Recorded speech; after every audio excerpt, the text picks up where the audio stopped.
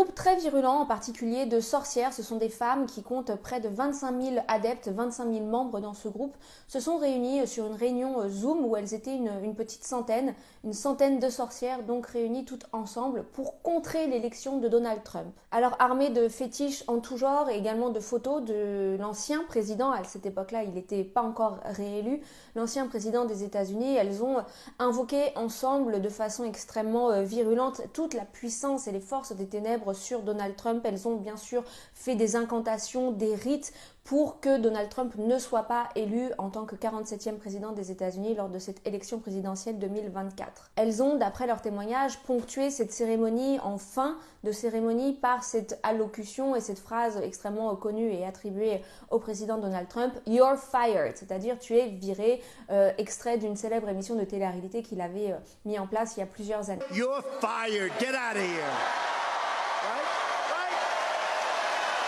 Et donc elles ont conclu tout ce rituel satanique de sorcellerie en finissant avec cette phrase « Donald Trump, you're fired », Donald Trump, t'es viré, sous-entendu, tu es dégagé de la scène publique politique, on ne veut pas de toi en tant que président, nous les sorcières représentantes des forces occultes, diaboliques et sataniques. Ainsi, ça vous indique pour quel camp elles étaient et donc qui était de quel camp et qui était de quel camp, mais encore une fois, je me suis déjà exprimée sur le sujet. Seulement voilà, à la suite de cette cérémonie, plusieurs ont été interrogées puisqu'elles ont partagé cela sur les réseaux sociaux et ont été questionnées finalement sur l'efficacité de leur rite, et plusieurs ont témoigné en disant qu'elles s'étaient aperçues que lors de leurs incantations, lors de leurs proclamations à l'encontre de Donald Trump, elles s'étaient aperçues que le candidat était protégé par ce qu'elles ont nommé, je cite, d'un bouclier très puissant autour de lui qui faisait que en fait aucune des attaques qui étaient envoyées à l'encontre du président Donald Trump n'avait eu d'effet de leur part. Quand les journalistes les ont interrogés sur le fait de l'explication de ce bouclier, elles ont dit mais est-ce que vous avez une explication, vous qui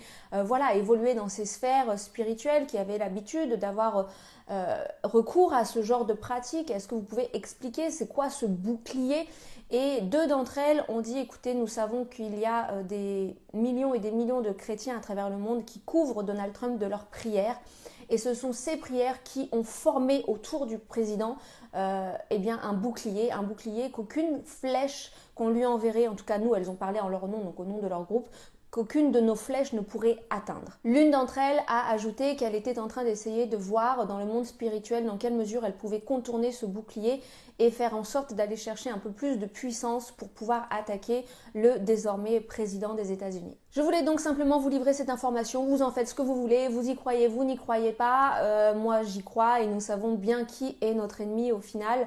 Nous savons également, preuve en est de cette petite anecdote, que la prière est très efficace et que l'unité des chrétiens dans le monde quand ils se lèvent pour prier est également très très efficace. Nous savons bien entendu que si Donald Trump a été réélu président des États-Unis, c'est en grande partie grâce aux courageux serviteurs et servantes de Dieu qui aux États-Unis se sont levés publiquement et n'ayant pas peur du qu'en dira-t-on, n'ayant pas peur de ces bons moralisateurs donneurs de leçons qui aiment tant à commenter sous mes vidéos en disant mais il ne faut pas mélanger le politique et le religieux. Je ne sais pas où est-ce qu'ils ont vu ça. I am Christian. I believe I am Christian. Father, we humble ourselves before you and we believe, Lord, that you are the answer for all the problems that we're facing.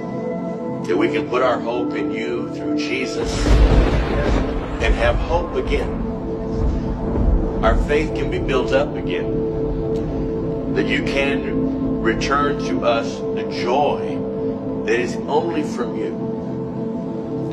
However, today, Lord, we lift up the man that we believe you've put your hand upon to help restore America and bring America back to the place that honors you.